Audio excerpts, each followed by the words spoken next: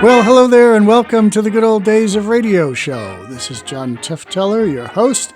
It is Tuesday, and we are coming off of a couple great weeks of special guest Dr. Demento, and back at you without Dr. Demento today, but with crazy comedy. For those of you who like Dr. Demento and those of you who like crazy comedy, we've got it for you today.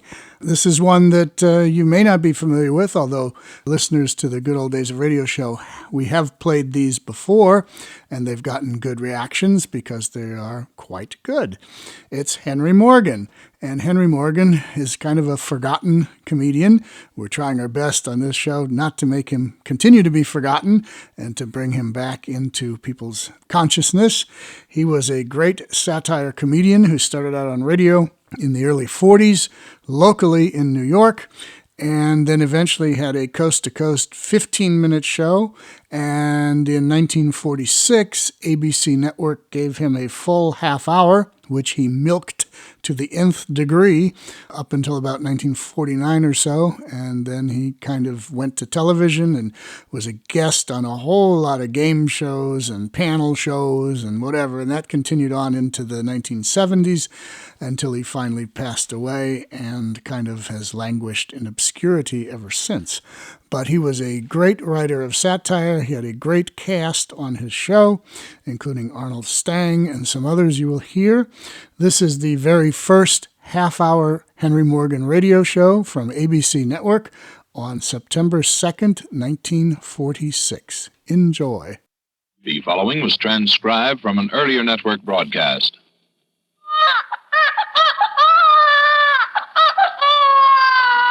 Sounds like the American Broadcasting Company just had a new program.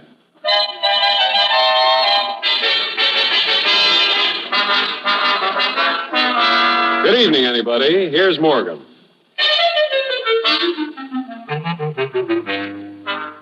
ABC presents Henry Morgan in a program featuring Susie Dussault, Charlie Irving, Bernard Green and his orchestra, and a few surprises. And now, ladies and gentlemen, the star of our show, America's #1 funny man, Bob Hope.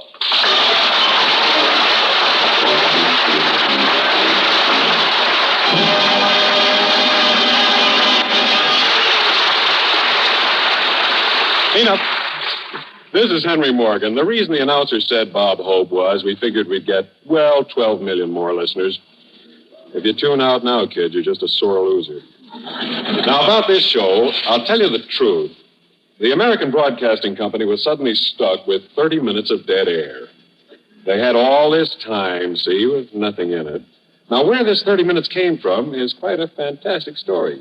Some say that the guy who comes in here in the morning and opens the station for the day arrived one morning when his watch was a half hour fast. And he started broadcasting a half hour too soon, see? And by evening, here was this empty half hour sticking out. Of course, the executive responsible for this was dealt with. Before they fired him, they made him turn in his ulcer. And then they flogged him with a wet Jimmy Fiddler script. Anyway, they were stuck with this time.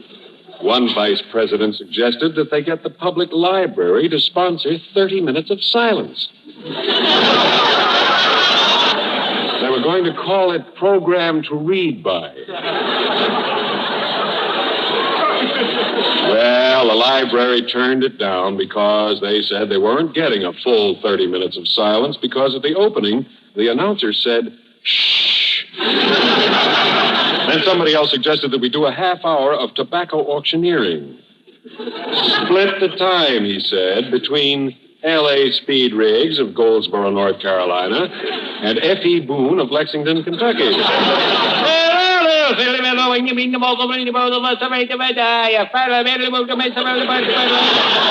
Or,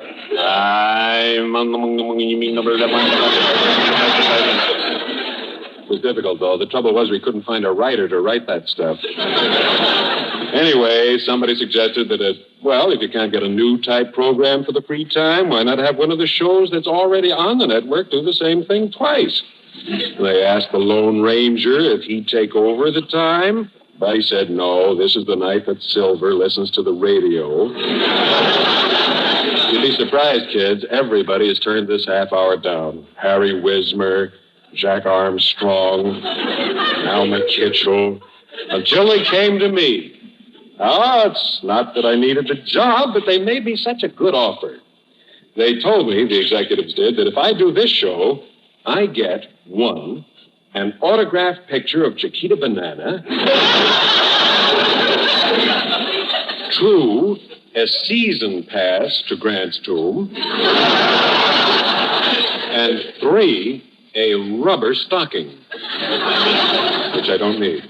Then we had the problem of giving this program a name. It's very difficult. You think this is easy? We were going to call it the Jack Benny Show, but we found out somebody was using that. We had... Oh, pardon me. Come in. Mr. Benny? No, I said we were going to call it that. Now, this show will be... That was terribly amusing when we did it the first time. This show will be divided into 2 parts, an opening and a closing, and I, of course, am in the middle. Now, everything that happens from now on will be a public service. As a public service, we present...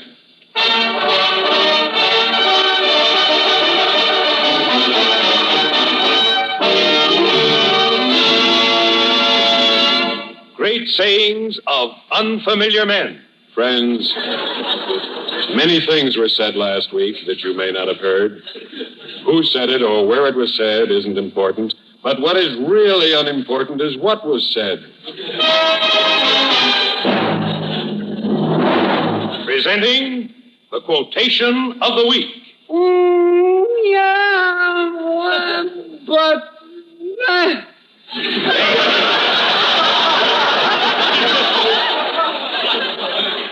Now for the music part. We were going to have the ink spots. But you know the fellow who says, do I worry? He was too worried to come tonight. So instead we have Ross Gorman.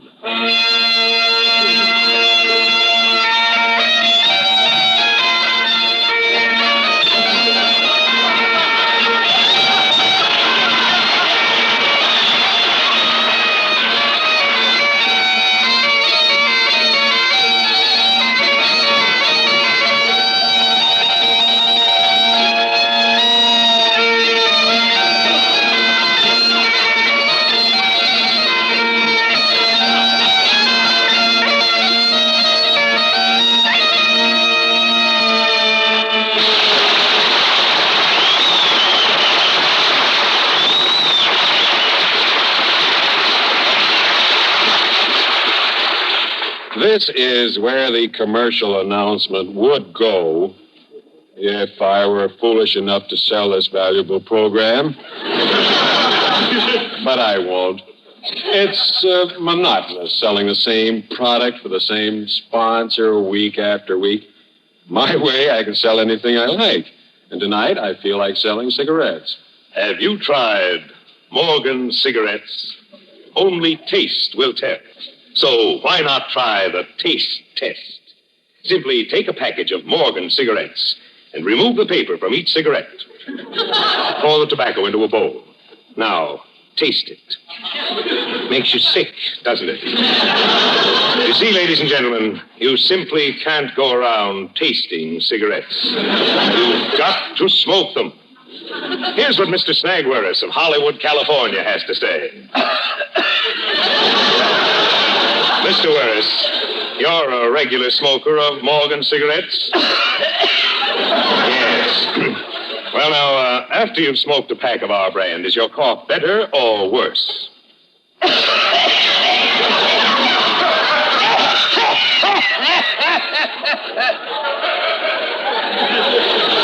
Better. Much better.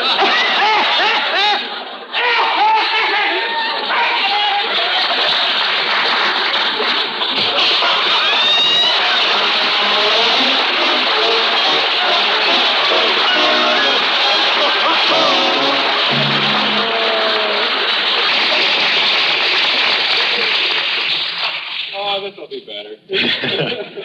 Yes, the British broadcasting system may have commercial programs someday, and probably will have sponsored broadcasts of baseball games.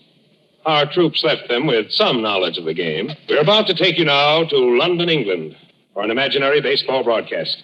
We hope you'll forgive the announcer, Mr. Morgan, if he seems a bit unfamiliar with some of the terminology. Take it away, London. This is Googie Morgan, bringing you the final inning of today's contest between Frothingham and Twickenham, in a broadcast sponsored by the makers of Empire Carbonated Water. Empire Carbonated Water contains double the bubbles, you know.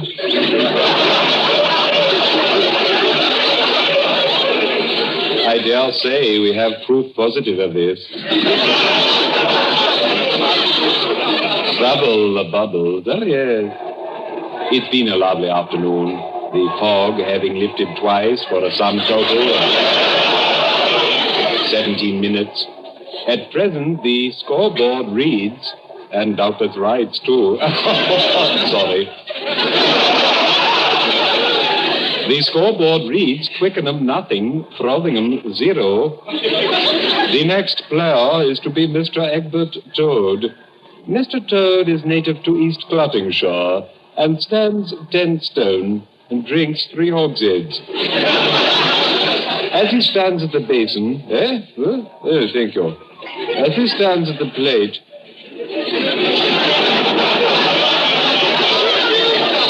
his manner is quite assured. Mr. Thrussell, the bowler, thank you. The pitcher is about to pitch. Oh, yes, that is. Mr. Toad stands perfectly still, and I'm afraid he's misjudged.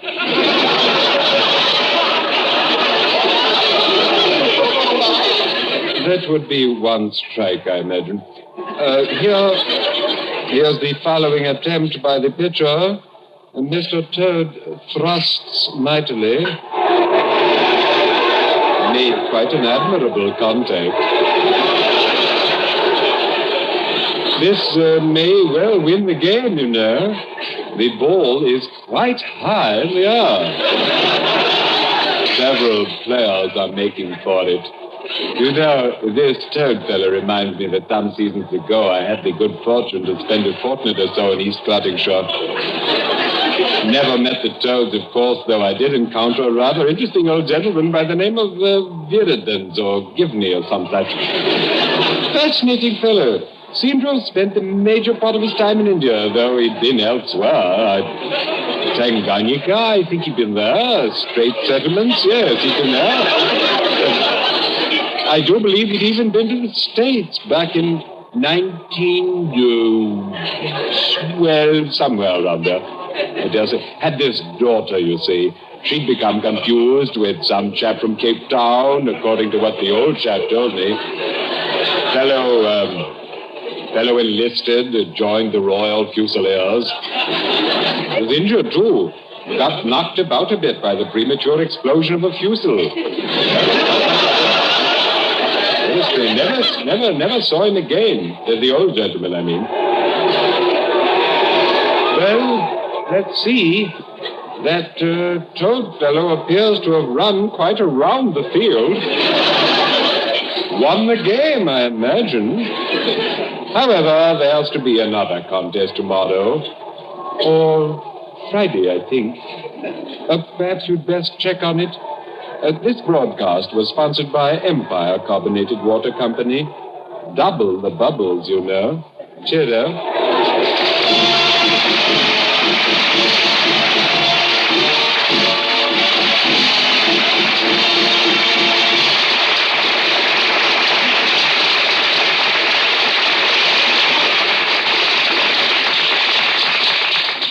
No doubt you've heard the expression, New York's a great place to visit, but I wouldn't live there if they gave me the place. In the year 2000, on a Wednesday, a man named Sullivan opened a meat market in Paterson, New Jersey, just a few miles from New York City. He had meat, and word got around fast. By Thursday morning, the exodus had started. By Friday night, there wasn't a soul left in Manhattan. The city was empty. Trolley cars stood dead in their tracks. Vegetable dinners grew cold in the restaurants. And the people? Well, once outside of New York, they realized they'd never liked it there in the first place. And they just didn't come back. Some went further west, to Newark. Others became good humor men on the Lincoln Highway. New York became a dead and silent city, like Carthage, Pompeii, Philadelphia. For 1,000 years, nothing is heard of New York. In January of the year 3000, a rumor reaches Professor Trigg at Buzzkirk University in Cleveland. Trigg, agog with the news, rushes to one of his colleagues. Professor Morgenhoff. Yes, Trigg? A report just came to my desk that a herd of animals has been sighted from the air over ancient Manhattan. Animals? Yes, Swinus vulgaris. Pigs, that is. Oh, yes. I thought they were extinct. Extraordinary, Trigg. I will form an expedition immediately. Just between us, Trigg. These food pills we live on are awful.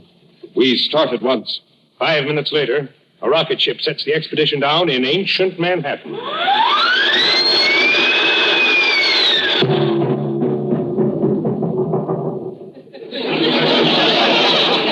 We've landed.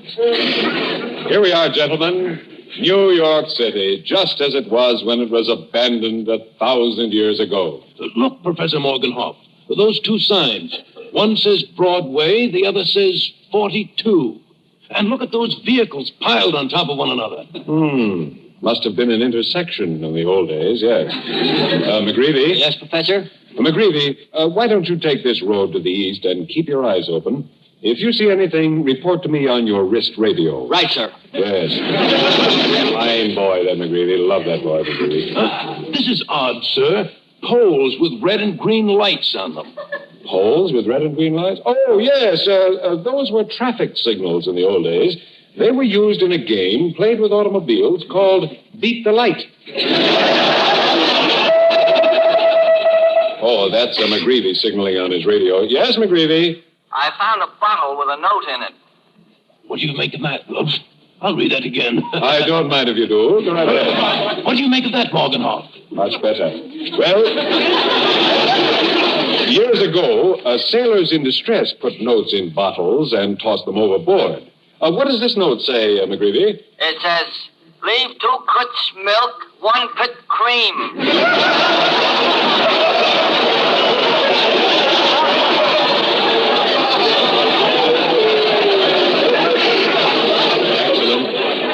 Excellent report. Report on anything else you see. Fine boy, that McGreevy. Lovely boy. Say, this looks interesting. The sign over the door says drugs and soda. Rather have a scotch and soda, would you?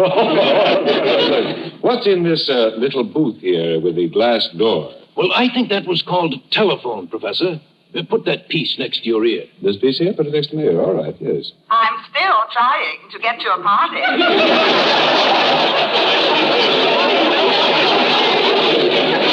Amazing. Absolutely amazing. Trigg, what are you doing over there? It's a little room hung on cables. Room hung on cables? Oh, yes, that's an elevator, Trigg. Back in 1946, you could ride in an elevator for nothing. By 1947, they didn't go up and down anymore, and you had to pay $8 a night to sleep in them. That's McGreevy again. That's McGreevy. Yes, McGreevy? Every place I go, I find an inscription. It's all over the walls. What's it say? It says, Kilroy was here. Fine lad, that McGreevy. I'm very fond of that McGreevy, yes. Professor, look at that huge sign over there. Huge sign. Oh, yes, it says, terrific, colossal, gigantic, stupendous. Must have had tremendous beasts in those days. Yeah, and underneath it says, Margaret O'Brien starts tomorrow. Professor Morgenhoff. Shall we throw that joke to the lions? Oh, McGreevy, you're back, eh? Yes. Did you find the pigs? No, sir, but I did find this old newspaper. An old newspaper. Oh, yes. Look at this headline. It says, Dodgers win series. What's the date on that? 1985. Right underneath there, it says, autos promised for next spring. Well, Professor, what shall I say in our report to the university? Oh, just say, New York is a wonderful place to visit, but I wouldn't live there if they gave me the place.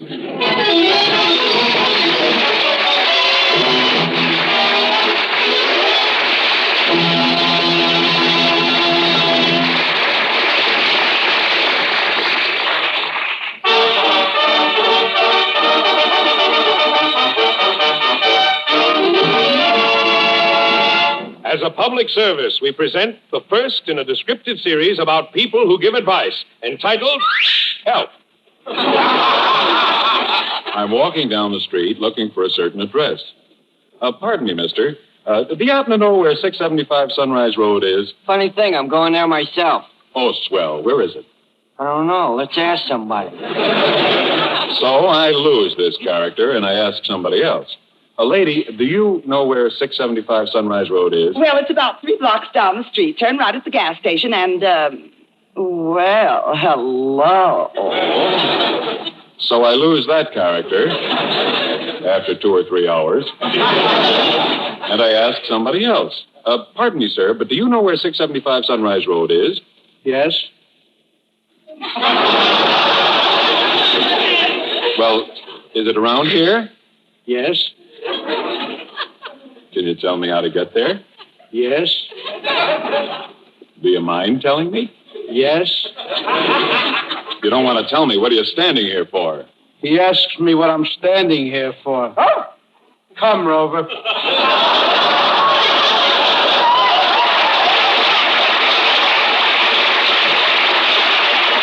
Oh, I don't think it deserves applause. So next, maybe it does. Well, we'll never know. So next I bump into a little old man who looks like he was in New York when they bought the place. He should be. He ought to know. Pardon me, sir. Can you tell me where 675 Sunrise Road is? Tell you anything you want to know. Speak up, young feller. Well, can you tell me... Know this city like the back of my hand. Was born here. How old would you say I was, young feller? Well, 85? 92. Don't look it, do I? No, you look more like 85. Tell me, do you happen to know... Used to swim in Central Park Lake every morning till I was 83. They made me stop. Who? Tammany Hall. My name's Jeremiah Crisp. Jeremiah after the prophet, Crisp after my father. What do you want, young feller? Oh, it's not important. I was looking for a house. I'm a Republican, young feller. Don't look it, do I? No, you don't look a day over 85. 92.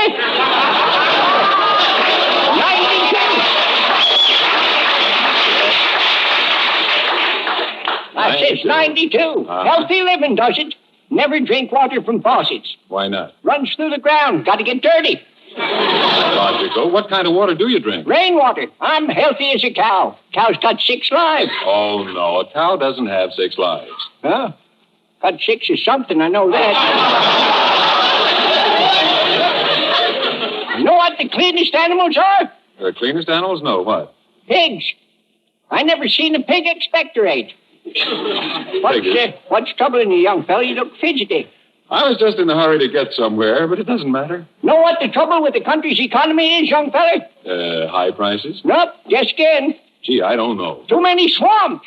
I lived in a swamp for 10 years, then had to move away. They built a city on it. What city? Philadelphia. I remember what young Martin Van Buren used to say. Think clean and live in the mountains. Deep thinker, that boy. Must have been. Well, do you happen to know The where... railroads done it. They done what? Railroads filled the air with smoke. We're all breathing railroad air, not American air. How old would you say I was? Oh, about 92? 85. So long, young feller. And remember, keep your feet on the ground and your nose to the grindstone and your eye on the politicians. Jeremiah Crisp said it. Well, I'm glad to have met you. Thank you. The shadows of dusk are slowly lengthening over the great metropolis. The lights of the city are twinkling on one by one. It's very picturesque. And I'm still looking for 675 Sunrise Road. I see a charming-looking couple sitting close together on a park bench. Excuse me, folks. Can you tell me where 675 Sunrise Road is? Of course. It's 2 blocks down and turn to the right. You mean to the left, darling? Oh, no, dear. I'm sure it's to the right. Never mind. I'll find it myself. You see, dear, you're confusing the man. I'm confusing you. Now, if you hadn't said anything, darling... I was just telling Why do you him. talk about something you know nothing about? Well, you're the one who doesn't know. If you don't know, why do Who you said I don't know? I used to work right next door. You work. You haven't worked in 10 years. If you don't mind... You stay right here. Look, you go down 2 You blocks. sot! I suppose you were in such a blind stupor you forgot last Saturday night. You were so drunk you went around kissing every woman in the room. Ha, ha, ha. Except you didn't kiss me. I wasn't that drunk. Well, thanks for trying, folks. I'll manage. I hate you. I hated you the day I married you. Then why did you marry me? Because you were a pest. You were born a pest and you'll die a pest. Gee, it's swell of you folks to try to help out. I'll take a cab. Wait a minute. I'll go with you. You're going my way? Going your way, I'm going to live with you. So, finally, I gave up and hailed a cab. Taxi, 675 Sunrise Road, please. Okay, 675 Sunrise Road. Yes. How do you get there?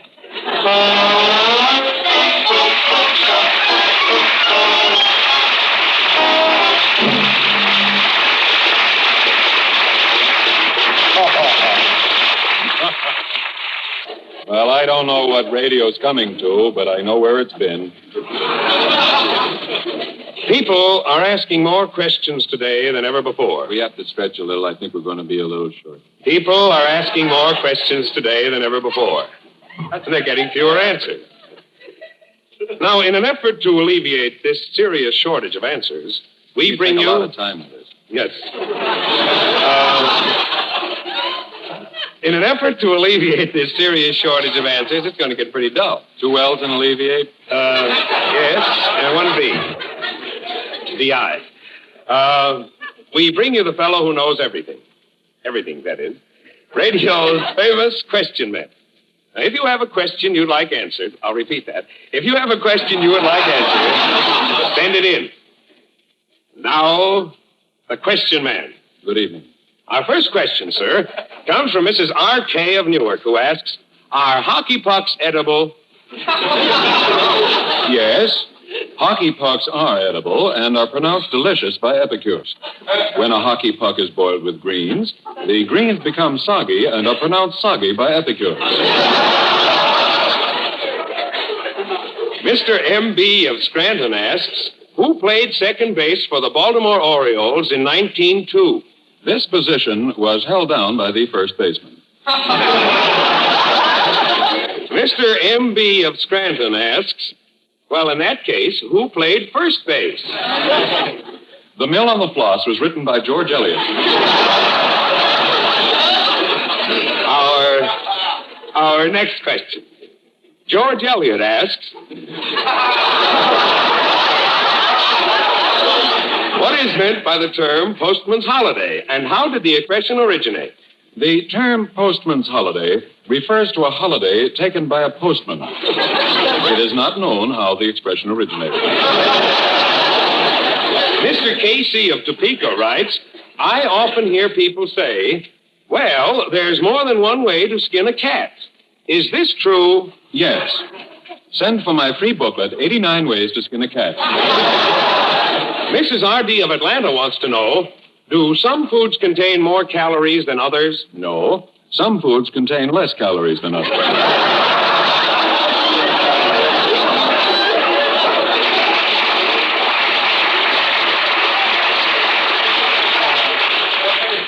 Mr. B.P. of Fresno says,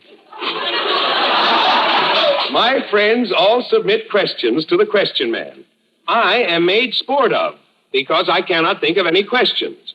Can you help me? Yes, I can. Send for my free booklet, questions suitable for submitting to the question man.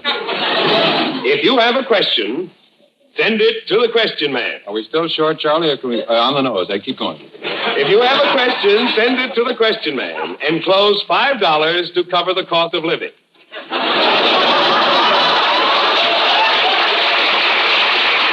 And be sure to tune in next week because...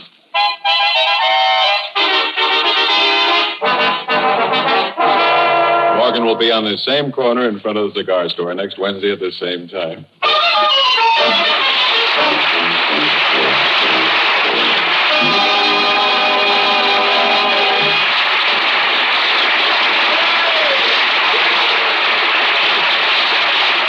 This program was transcribed from an earlier network broadcast. This is ABC, the American Broadcasting Company. Okay, and you can see why Henry Morgan was unable to keep a sponsor. That whole cigarette thing at the beginning. He had a very good or very bad habit, depending on how you want to look at it, of making fun of his sponsors. Now, there was no sponsor on this show, so it gave him the opportunity to rip cigarette ads up and down. At one point was sponsored by Schick Razors. Schick had come out with a new razor, and their slogan was push, pull, click, click. And on his broadcast, when he was supposed to do that spot, instead of saying push, pull, click, click, he said push, pull, nick, nick. And of course, the Schick company wasn't too happy about that.